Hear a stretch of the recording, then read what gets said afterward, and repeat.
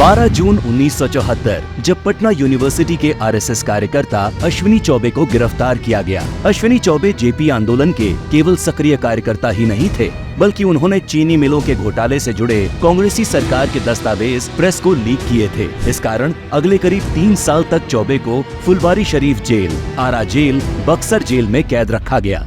इन जेलों में अश्विनी चौबे को इतना बुरी तरह पीटा गया कि वो करीब 11 महीने तक पटना मेडिकल कॉलेज में भर्ती रहे। उनकी दोनों किडनी में खराबी आ गई। गर्म तवे पर लेटाकर की गई पिटाई के निशान से सारा शरीर गंभीर रूप से जल गया। लेकिन ये अकेली अश्विनी चौबे की कहानी नहीं थी। ये आपातकाल में कांग्रेसी अत्याचारों की अनगिनत कहानियों में से मात्र एक कहानी थी। इमरजेंसी इंदिरा सरकार का थोपा हुआ वो काला दौर था जब सच्चाई बताने वाली प्रेस का गला घोंटा गया, संविधान की रक्षा करने वाली न्यायपालिका के हाथ काट दिए गए, महंगाई के खिलाफ आवाज उठाने वाले छात्रों की आवाज कुचल दी गई, कुशासन का विरोध करने वाले समूचे विपक्ष को जेल में ठूंस दिया गया। और ये सब सिर्फ इसलिए चलता रहा ताकि इंदिरा गांधी के हाथ से सत्ता न जाए। इमरजेंसी के दौर में भारत की जेलों में होने वाली यातनाएं अंग्रेजी राज के काला पानी की याद दिला रही थी। इंदिरा गांधी का सबसे ज्यादा गुस्सा छात्रों पर फूटा, क्योंकि छात्रों के नवनिर्माण आंदोलन की वजह से ही गुजरात के कांग्रेसी सीएम चिमन भाई को इस्तीफा देना पड़ा था। वहीं बिहार छात्र संघर्ष समिति भी इंदिरा गांधी के लिए सरदर्द बनी हुई थी। इसीलिए आपातकाल के दौरान इंदिरा सरकार ने सबसे भीषण दमन छात्रों का ही किया। छात्र संगठनों को प्रतिबंधित करके छात्र नेताओं को जेल में ठूंस दिया गया, जहाँ उन्हें पुलिस या ज्यादतियों का शिकार होना पड़ा। तब के दिल्ली छात्र संघ अध्यक्ष और एबीवीपी के नेता 22 साल के अरुण जेटली जी को भी 19 महीनों तक तिहाड़ जेल में रखा गया, जहां उन्हें खाने के लिए मक्खियां तैरती पानीदार दाल और अधपकी रोटियां दी जाती थी।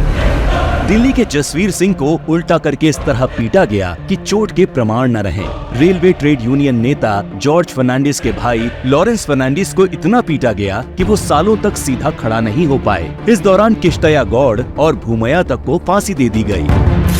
मीसा और डीआईआर कानून बनाकर लाखों लोगों को जेल में डाला गया, जहां बर्फ की सिल्लियों पर लेटाकर सत्याग्रहियों को पीटा जाता था। उनकी उंगलियों पर कुर्सी रखकर उस पर बैठा जाता था। बेहोश होने तक चाबुक से घंटों पीटा जाता। कई दिनों तक भूखा प्यासा तड़पाया जाता और इस दमन के खिलाफ कहीं आवाज नहीं उठाई जा सकती थी। सिर्फ आम जनता ही नहीं, विपक्ष के बड़े नेताओं को भी इस सरकारी दमन का शिकार होना पड़ा।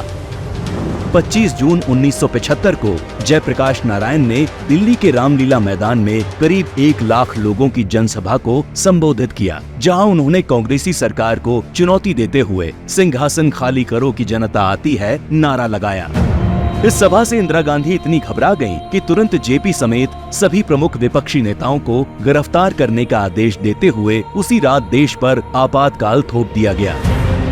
इमरजेंसी के दौरान जेपी का स्वास्थ्य तेजी से खराब होने लगा। कैद के दौरान ही उनकी दोनों किडनी खराब हो गईं और उनके इलाज में बरती गई लापरवाही आज तक जांच का विषय है। आपातकाल की वजह से जेपी की रिहाई के लिए भारत में खुलकर आंदोलन चलाना असंभव था। इसीलिए ब्रिटेन में सुरूर होदा ने जयप्रकाश नारायण की रिहाई के लिए नोबेल शांति पुरस्कार विजेता नोएल बेकर की अध्यक्षता में फ्री जेपी अभियान तक चलाया।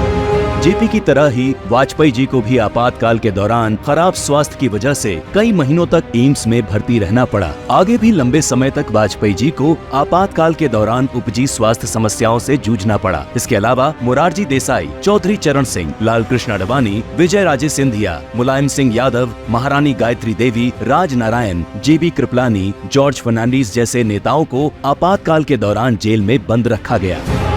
इस कांग्रेसी दमन की सच्चाई दुनिया के सामने न आए, इसके लिए भारतीय प्रेस का गला घोंट दिया गया और यहाँ तक कि विदेशी पत्रकारों तक को देश निकाला दिया गया। बिना सरकारी निगरानी के अखबार एक भी लाइन नहीं लिख सकते थे।